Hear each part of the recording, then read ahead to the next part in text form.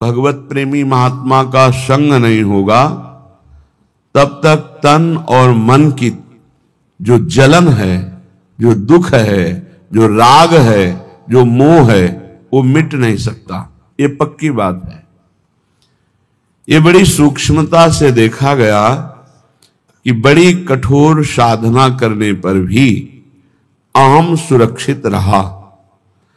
अहम सुरक्षित तो देह भाव सुरक्षित, देह भाव सुरक्षित तो हर विकार सुरक्षित। तब ये समझ में आया कि रसिक गुरुदेव की कृपा से जो अहम गलित होता है वो किसी साधना से नहीं। अहम गलित हुआ तो देह भाव मिटा, देह भाव मिटा तो सारे विकारों की गुंजाइश ही नहीं रह गई, क्योंकि अहम के ही देह भाव के महल में ही ये सारे विकार रहते हैं। वो निर्विकार स्थिति, वो दैन्यता, वो सहजता, वो कृपालुता, वो दयालुता आराध्य देव की रसिकों में होती है और रसिकों से उनके शरणागतों में उतरती है। इसलिए निशिवासर करी तिनकी सेवा, तन मन की तपन मिटइये। तन की और मन की। तन बड़ा स्वस्थ है, खूब सुख सामग्री है, पर मन असंतोषी है, पापाचरण का संकल्प करने वाला है, भगवद विमुख चिंतन करने वाला है। वो हर समय जलता रहेगा। व्यर्थ की सोच, समय को नष्ट करना, संकल्प विकल्प करके गंदी बातों का चिंतन करना, मानो दुख का बीज बोना है। अब मन या तो प्रभु में लगेगा या जगत में लगेगा, जगत में लगेगा तो भोगों में लगेगा, भोगों में लगेगा तो पाप बुद्धि होगी, पाप बुद्धि होगी तो दुर्गति, दुख, विपत्ति, संकट, एक क्रम है। हमारा मन प्रभु में लगा हो और तन में गलित कुष्ठ हो, कीड़ा पड़ गए हो, तो भी कोई फर्क नहीं पड़ता। मान लीजिए, अभी मान लीजिए आपका शरीर स्वस्थ है तो मन को प्रभु में लगाने का अवसर है। आप बहुत कृपा पात्र हैं प्रियालाल के, उनकी कृपा को ठुकराइए नहीं। यदि आपका शरीर स्वस्थ है तो आप सोचिए, आप आसन में बैठकर बहुत अनुष्ठान पूर्वक मंत्र जप सकते हैं। आप एक आसन में बैठकर पूरी चतुरासी जी का गान कर सकते हैं। आप एक आसन में बैठकर श्रीमद राधा सुधा निधि का गान करके प्रियालाल को रिझा सकते हैं। आपका शरीर स्वस्थ है तो आपकी साधना उत्तम बन सकती है। अब शरीर अस्वस्थ है, भगवदाकार बुद्धि है, कोई परेशानी नहीं। नहीं तो शरीर जब अस्वस्थ होता है ना, तो ये मन, ये इंद्रियां, ये बुद्धि इसी शरीर में आसक्त हो जाती है। बस हाय हाय, क्लेश, चिंता, शोक यही बना रहता है। इसलिए यावत स्वस्थ विदम कलेवरम। बुद्धिमान वही है कि आग लगने के पहले आग बुझाने की भी व्यवस्था रख ले। आग लगने पर कुआं खोदना मूर्खता है। ऐसे ही शरीर रोग ग्रसित हो जाए, फिर सोचो मेरा मन भगवदाकार हो जाए, तो ये मूर्खता, फिर नहीं लगेगा। यावत स्वस्थ विदम कलेवरम यावत च दूरे जरा। जब तक तुम्हारे अंग काम कर रहे हैं तो शत क्रियाएं कर लो, शत मार्ग का चिंतन कर लो, नहीं बाद में पछताना पड़ेगा।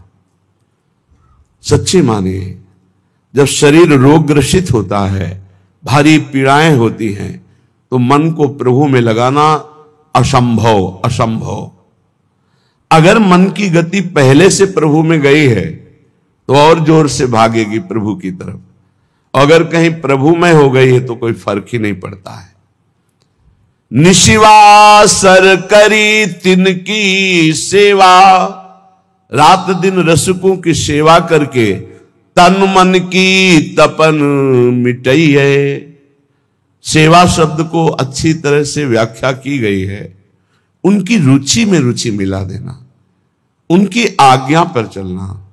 देखो, यदि कोई रसिक महापुरुष आपको स्वीकार कर लिए हैं तो ये श्री जी की अहेतुकी कृपा आपके ऊपर हुई है।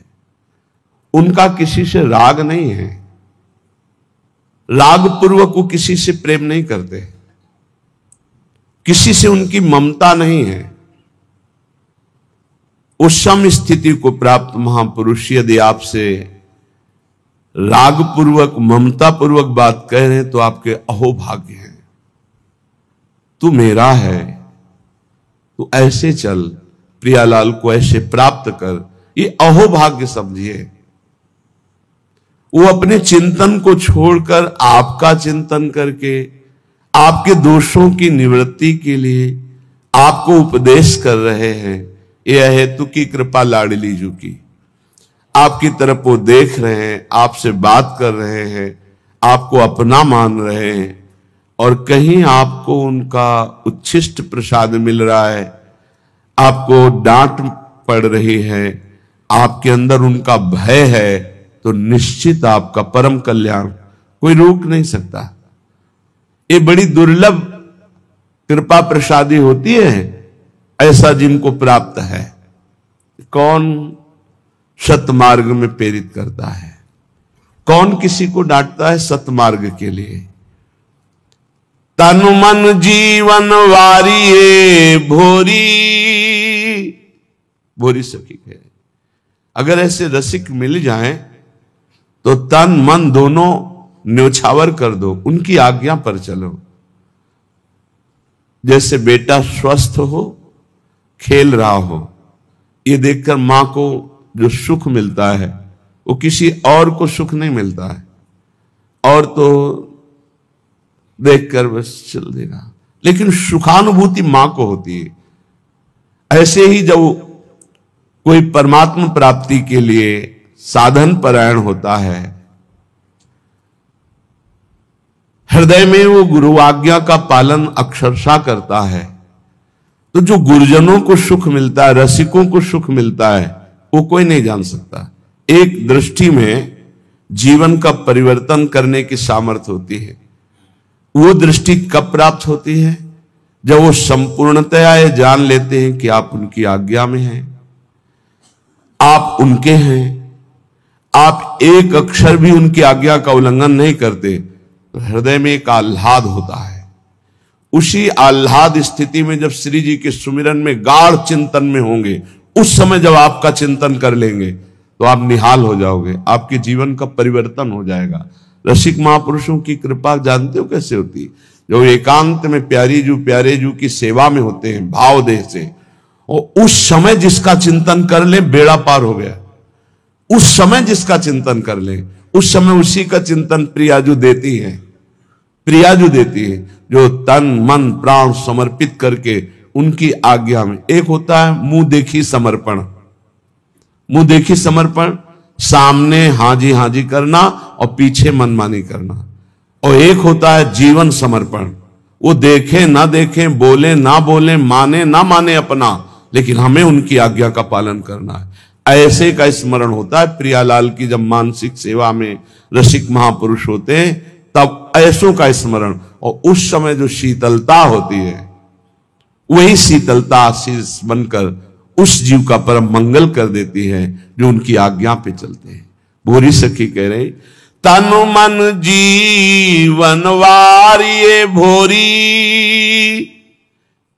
आखिन माही बसइये, निशिवासर करी तिनकी सेवा, तन मन की तपन मिटाइये। भोरी सखी कहती है, यदि भगवत कृपा से ऐसे रसिकों का संग मिल जाए, तन मन जीवन सब कुछ न्योछावर कर दे उनके ऊपर, अर्थात उनकी आज्ञा पर चले, आखिन माही बसइये। मेरे नेत्र अगर ध्यानस्थ हैं तो गुरुदेव की, रसिक गुरुदेव के ध्यान में मगन है। देखो, वो अपने शरीर का राग मिटाने के लिए ऐसा उपदेश करते हैं कि शरीर से राग मत रखो, लेकिन आप ध्यान रखना, इसी शरीर से प्रियालाल का उपदेश हुआ है, इसी शरीर से गुरु मंत्र मिला है, इसी शरीर से आपको सतमार्ग के सिद्धांत मिल रहे हैं, तो ये शरीर आपकी भगवत प्राप्ति कराने की वृत्ति में समर्थ है। ध्यान मूलम गुरु मूर्ति, ना कि गुरु तत्व। एक बात हम ही कहते हैं और एक बात यही है, ध्यान मूलम गुरु तत्वम नहीं, गुरु मूर्ति। बड़ा चमत्कार है। अगर स्नान करते समय गुरु चरणों का ध्यान करके ऐसे जल डाला जाए तो संपूर्ण तीर्थों के अवगाहन का उसे बिना प्रयास के फल मिल जाता है। घर से चरण निकालते ही गुरुदेव के चरणों का ध्यान करके निकलो, कोई विघ्न छू जाए तो हमें बता देना। गुरुदेव के चरणों का ध्यान किया, गुरुदेव के चरणों का प्रणाम किया और चल पड़े अपने ऑफिस, अपने कार्य के लिए या जिस हेतु से कोई विघ्न आपको रहे, सारे विघ्नों का नाश इनके चरणों के स्मरण मात्र से हो जाता है। आप गुरु मंत्र जप रहे, गुरु को सानिध्य में ले आइए भाव से। हमारे गुरुदेव उच्च आसन पर बैठे, मैं उनके चरणों में बैठा हुआ, अगर ऐसा भाव न बने तो छवि रख लीजिए, एक रुमाल बिछा ली, गुरु की छवि विराजमान कर ली। गुरु के सानिध्य में जो जप होता है अनंत कोटि गुना बढ़कर होता है। जैसे वर्णन है कि घर में जो जप होता है उसे कई गुना 10 गुना बढ़कर के गौशाला में, फिर उससे बढ़कर प्रयागराज तीर्थ में, ऐसे ऐसे वर्णन है। लेकिन गुरु के सानिध्य में अनंत गुना जप का फल होता है। रसिक गुरुदेव को भोरी सखी कह रहे, आखिन माहि बसइये ध्यान मूलम गुरु मूर्ति, पूजा मूलम गुरु पदम, मंत्र मूलम गुरु वाक्यम, मोक्ष मूलम गुरु कृपा। गुरु कृपा मोक्ष मूलम, संसार से मुक्त होने के लिए मूल क्या है? गुरु कृपा है। तो रसिक संग बिनु प्रेम न होई, बिना रसिकों के संग के श्री प्रियालाल से प्रेम नहीं होता। बड़े सौभाग्य हैं जब श्री जी कृपा करती हैं तो अपने नाम रूप लीला धाम की स्थापना करने वाले रसिकों का संग प्रदान करती है। अनादौ संसारे कति नरक भोगा न विहिता, कियंतो ब्रह्मेन्द्राद्य तुल सुख भोगाश्च न कृता, तदास्मिन्ने कस्मिन् वपुषि सुख दुखे न गणयन्, सदैव श्री वृंदावन मखिल सारम भज सखे। हे सखे, हे मित्र, ये जो मैं तुम्हें बात कह रहा हूं इसे ध्यान से सुनना। तुम अज्ञानी हो इसलिए नहीं जान पा रहे। तुमने कितनी बार नरक भोगा है तुम्हें पता नहीं, कितनी बार स्वर्ग भोगा है तुम्हें पता नहीं। तुम इंद्र भी बन चुके हो, देवता भी बन चुके हो, अतुल सुख भोगे हो संसार के, और बहुत नरक भी भोगे हो। ये सब भोग चुके हो। इन काम क्रोध लोभ ने बड़ा तिरस्कार तुम्हें किया है, बड़ा तिरस्कार। अंदर से देखो, जो काम के गुलाम हैं, अंदर से देखो कैसा ये नचनी नाच नचाता है, कैसा ये तिरस्कार करता है, पागल श्वान की भांति घुमाता है। गोस्वामी तुलसीदास जी ने लिखा है, पद सिर त्राण बजे, जूते पड़ते हैं सिर पे, फिर भी इसको समझ में नहीं आता। ये काम क्रोध लोभ मोह मद मत्सर ये दुर्गति की हुई जीव की है, फिर भी इसको समझ में नहीं आता। सिर पद त्राण बजे, हरिजु मेरो मन हठ न तजे। इन भोगों ने कितना तुम्हारा अपमान किया, तो स्वतंत्र विनाशी कितना परास्त हो गया। कामी पुरुष चरणों में झुकता है सिर्फ काम संयोग के लिए। ये महाकुंभ क्यों लगता है? दुनिया से दो लोग, देश विदेश से लोग आ रहे हैं जो भारत के नहीं हैं, जो भारत की संस्कृति को जानते नहीं हैं। आपको पता है पूरी दुनिया वॉच कर रही है, पूरी दुनिया इस महाकुंभ को देख रही है कि भारत ऐसा देश है। पता है इस कुंभ में कितने लोग आ गए? अभी तक 3.5-4 करोड़ लोग आ गए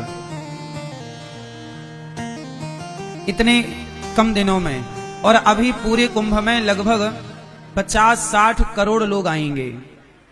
और आपको एक बात बताएं,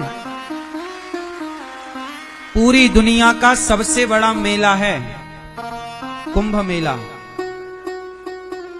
एक बात और बताएं, भारत के इस महाकुंभ में जितने लोग आकर डुबकी लगा रहे हैं गंगा जी में, बहुत सारे देश हैं दुनिया में जिनकी जनसंख्या इतनी नहीं है जितने लोग हमारे यहाँ कुंभ में स्नान करने आ रहे हैं। बहुत सारे देशों की जनसंख्या इतनी नहीं है जितने हमारे यहाँ क्या कर रहे हैं लोग? कुंभ स्नान कर रहे हैं। मैया आगे खड़े ना हो ना मेरी माँ, बैठ जाओ। इतना बड़ा महापर्व है। अच्छा एक बात बताओ, ये मेला है, कौन सा मेला है ये? कुंभ का मेला। मेला किसे कहते हैं? मेला मतलब मेल जोल। लोग नहीं कहते मेल जोल कर लो, मेल मतलब मिलना, मेल मतलब मिलना। इस कुंभ के द्वारा ही एक भक्त, एक साधक, एक मनुष्य मिलता है संत से। प्रयाग में, कुंभ में हजारों संत आपको मिल जाएंगे।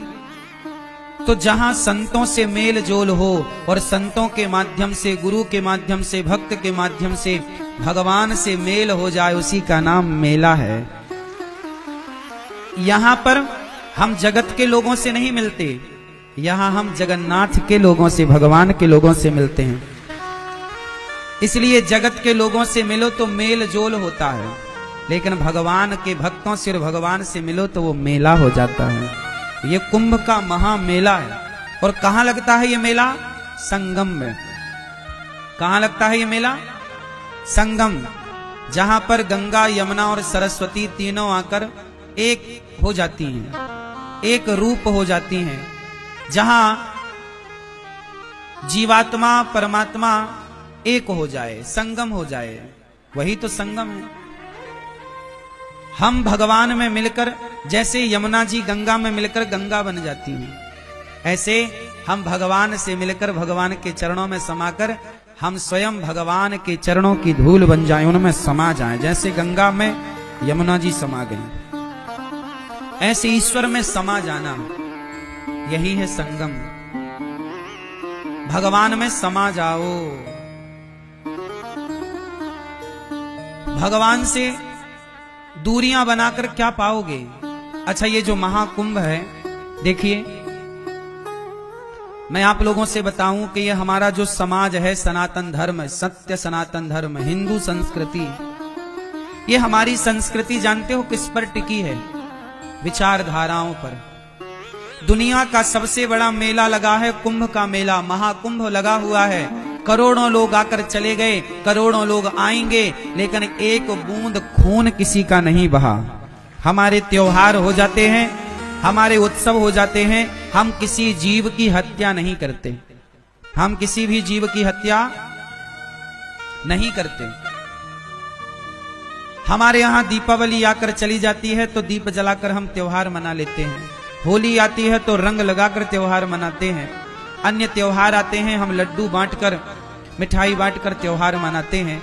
हम सनातनियों के किसी पर्व, किसी त्योहार में किसी जीव का खून नहीं बहता। क्यों जी? बहता है, बहता है। हम सनातनी लोग सबसे श्रेष्ठ क्यों हैं? अब बताओ, पूरी दुनिया में लगभग 206 देश हैं।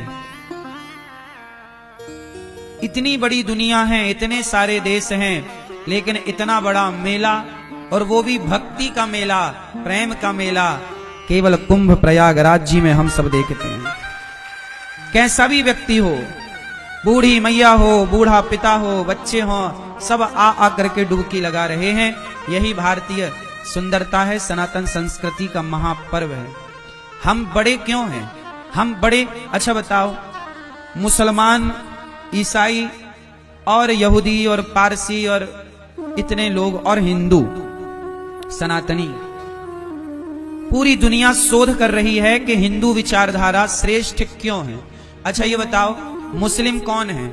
मुसलमान एक विचारधारा का नाम है, ईसाई एक विचारधारा का नाम है, हिंदू एक विचारधारा का नाम है। हम श्रेष्ठ क्यों हैं? हिंदू श्रेष्ठ क्यों है? क्योंकि हिंदू श्रेष्ठ इसलिए है क्योंकि हिंदू कभी हत्या नहीं करता, हिंसा नहीं करता। हिंदू सदा अहिंसा का पुजारी रहा है। किसका पुजारी रहा है? किसका? अहिंसा। अहिंसा मतलब किसी जीव की हत्या हमसे ना हो। हम किसी की हत्या करने से बचते हैं। हम हत्या करते हैं तो गंगा नहाकर कुंभ में अपने भीतर के पापों की हत्या करते हैं। किसकी हत्या करते हैं? हमारे भीतर के पाप मर जाएं, इसलिए हम गंगा स्नान करते हैं। हम किसी और की हत्या नहीं करते। इसलिए हिंदू सबसे श्रेष्ठ है क्योंकि अहिंसा की बात करता है। किसी को मारना नहीं चाहिए। देखो हम सिखा रहे हैं प्रयाग में, लाखों संत सिखा रहे हैं प्रयाग में कि बेटा कभी किसी की हत्या ना करना, चींटी को दाना डालने की बात सिखा रहे हैं। हम हिंदू सबका भला सोचते हैं, लेकिन अन्य मजहबी पंथ के लोग गर्दन काटने की बात करते हैं, गला काटने की बात करते हैं। गला काट करके आप बड़े ना बनोगे। हम लोग किसी की जान लेना नहीं चाहते, बल्कि जान जा रही हो किसी की तो उसकी जान बचाना चाहते हैं। भैया तुम बच जाओ। ये सनातन की सुंदरता है ना मेरी माँ? हम किसी की हत्या क्यों करें? इतना बड़ा कुंभ लगा है, देखिए लोग बड़ी दूर दूर से आ रहे हैं, बड़ी श्रद्धा से बूढ़ी बूढ़ी माताएं डुबकी लगा रही हैं। इतनी ठंडी है कड़ाके की, आदमी ठिठुर रहा है, दांत किटकिटा रहे हैं, फिर भी डुबकी लगाए जा रहा। कितनी बड़ी श्रद्धा है, कितनी बड़ी आस्था है। इसी आस्था से भगवान मिलते हैं। सनातन धर्म श्रेष्ठ इसलिए है मेरी माँ कि हम इंसानों की नहीं, हम सनातनी लोग केवल इंसानों की नहीं, हम इंसानों की पूजा तो करते हैं, माता पिता गुरुजनों की पूजा तो करते हैं, साथ साथ हम लोग पेड़ पौधों की पूजा करते हैं। राधे राधे, हर हर महादेव। दोस्तों स्वागत है आपका एक और नए वीडियो में। आज के वीडियो में प्रेमानंद महाराज जी ने हम सबको बताया है कि